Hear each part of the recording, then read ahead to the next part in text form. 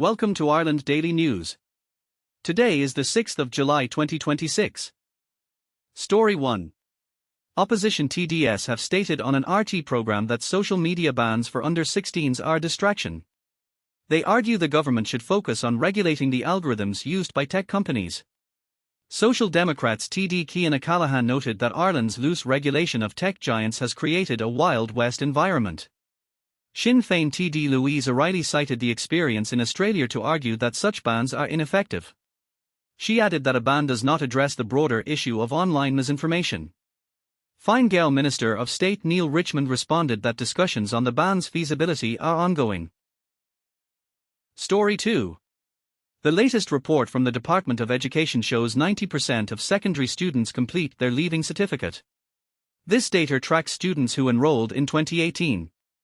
This rate is unchanged from the 2017 cohort. However, it remains below the level seen for the 2015 cohort during the pandemic.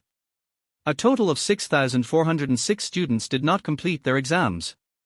Meath had the highest retention rate at 92.7%. Roscommon and Dublin City had the lowest rates. Ireland has the second highest student retention rate in the European Union. It is behind only Croatia. Female students are more likely to complete their exams than male students.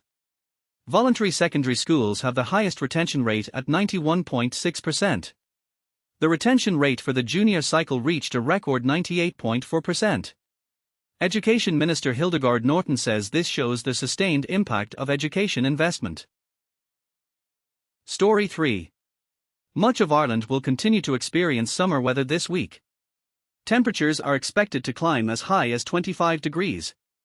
The west and northwest will see occasional cloud, mist, and light drizzle. Sunshine will be more widespread in the south and east. Today's temperatures will range from 15 to 24 degrees. Tuesday and Wednesday will be mostly dry. Temperatures are forecast to reach between 18 and 25 degrees. The warmest weather is expected in the south and east. Warm and sunny weather is expected to continue into Thursday. Southern and southeastern counties could see highs of 25 degrees. Northwestern areas will remain cooler at 17 or 18 degrees. Story 4. The Common Travel Area allows Irish and British citizens to travel and work freely.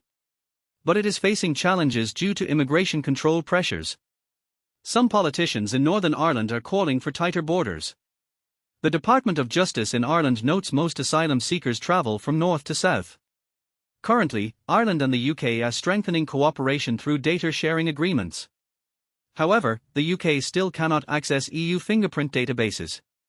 This makes managing irregular migration more complex. Experts believe the focus should be on the agreement's role in immigration control. Story 5.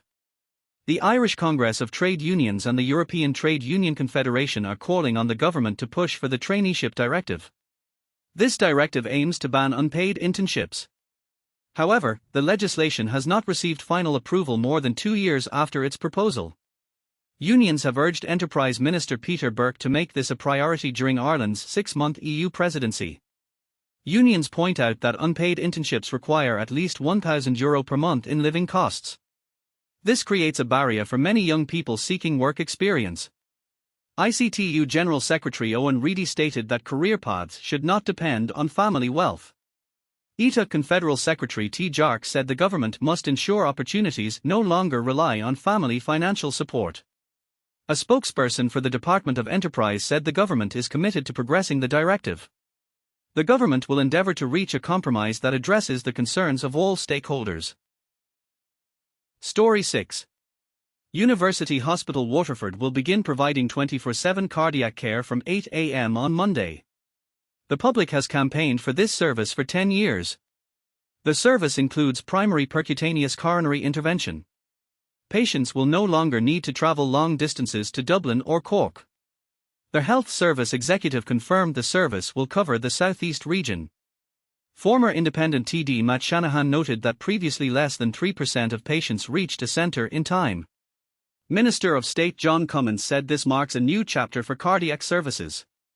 Sinn Féin councillor David Cullinane said this move will save lives and ensure fair access.